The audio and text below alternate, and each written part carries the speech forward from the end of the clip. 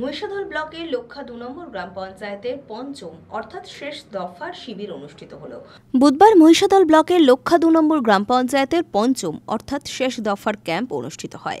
সেই ক্যাম্পে উপস্থিত মহিষাদলের বিধায়ক তিলক কুমার চক্রবর্তী, বিডিও বরুণাশিস সরকার, পঞ্চায়েত সমিতির সভাপতি শিউলি দাস সহ অন্যান্যরা।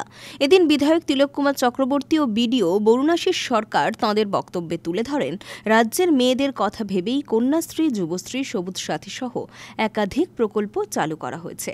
মহিষাদল ব্লকে প্রায়শই বাল্য বিবাহের মতো ঘটনা ঘটে। প্রশাসনের পক্ষ থেকে কিছু প্রতিরোধ করা সম্ভব হলেও অনেকেই প্রশাসনের নজর এড়িয়ে বিয়ে দিয়ে দিচ্ছেন।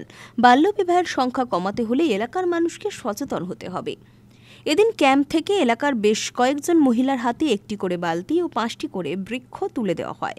বিডিও এবং বিধায়কের বার্তার পর এলাকার উন্নয়নের যোগ্য এলাকার মানুষকে বাল্যবিবাহ প্রতিরোধে এগিয়ে আসবেন, সেটিই এখন দেখার। রঞ্জন মাইতির রিপোর্ট, খবর বিসিবিএস।